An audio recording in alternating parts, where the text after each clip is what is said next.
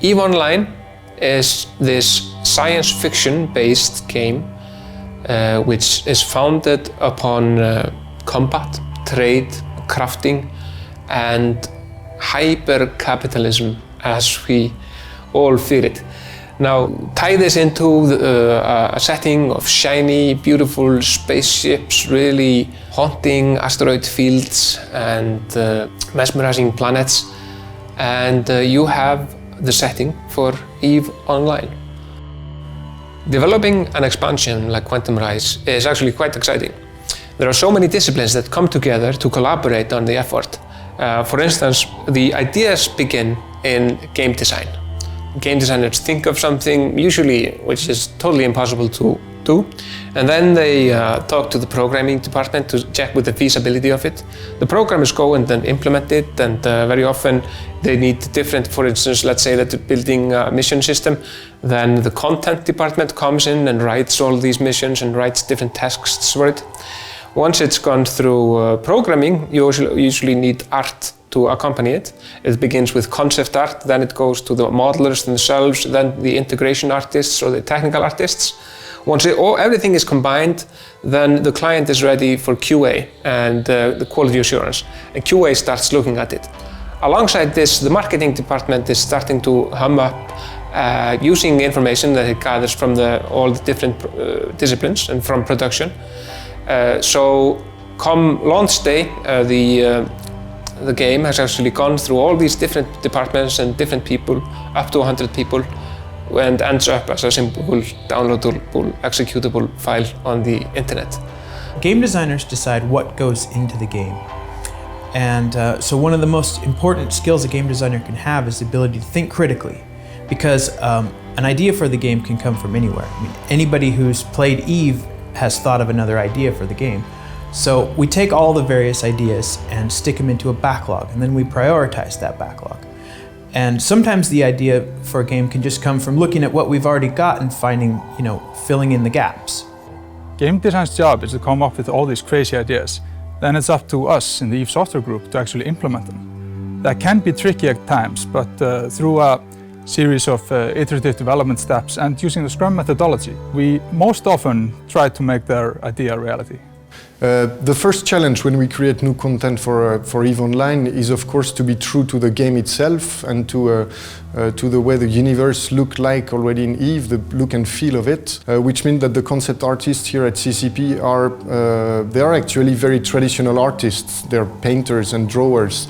And when they design something new, they need to completely embrace all the background and all the core of the visual style of EVE, which means that we rely very heavily on their own culture of EVE Online.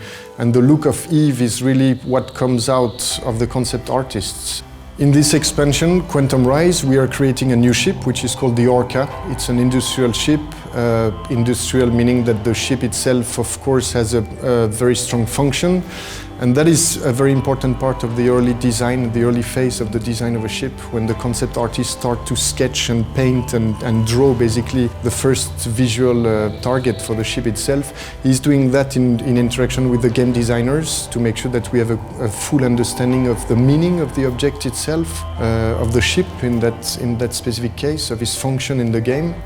The design brief we got from game design for the Orca was, it was supposed to be a large transport ship of sorts with possible refining capabilities. So the main inspiration for that was large transport ships that we see on the oceans today, oil tankers and the like. The idea was to see if you could stand on the bridge of the Orca and look out, you would see the containers quite visible across the deck, stretching out in front of you. So what is there to be excited about in this new expansion? Well, there are multiple things. We can, for instance, name the Orca, which is a new class of ship that we're adding to the wide array that we already have. We have over 580 ships already in the game. The game has been out for 5 years and we continue to expand it. This is the 9th expansion to EVE, and throughout the courses of our expansions, the player numbers have also grown significantly. We're now up to 250,000 players. And our peak concurrent player record is over 40,000 people playing together at the same time. And this is all happening in the same world. It's a one universe. So this also puts extreme pressure on our hardware and our software. And that's probably the other big thing about this expansion. We have released significant optimizations to our software. Stackless I/O, moving the server logic to 64-bit. And this is allowing us now to support fluidly fleet battles over 1,000 participants. So what this means is we have over 1,000 ships fighting it out in one solar system. This large universe, which we now have in EVE, also has a huge player-driven economy. And these ships are actually manufactured by the player base. So really what we're introducing in this expansion is a way to build the Orca, but it's going to be built by our players, because ultimately it is a player-run universe. EVE Online is a really big social community. It's a community with one single universe where everyone participates in the same world. So, with 300,000 plus people participating in the same world, we have a vibrant, real-life economy. Economy that is just as real as any other economy that is out there.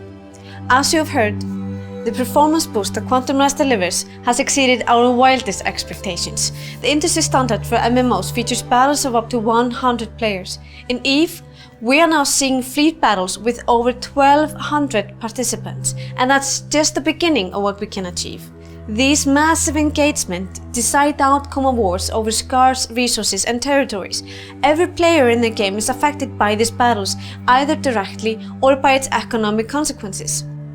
Players have the unrestricted ability to group with other players, forming alliances and choosing sides in the ongoing conflict.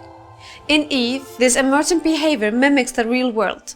The social experience that players have is not simulated, it's virtual, which allows for some of the most compelling gameplay in the industry.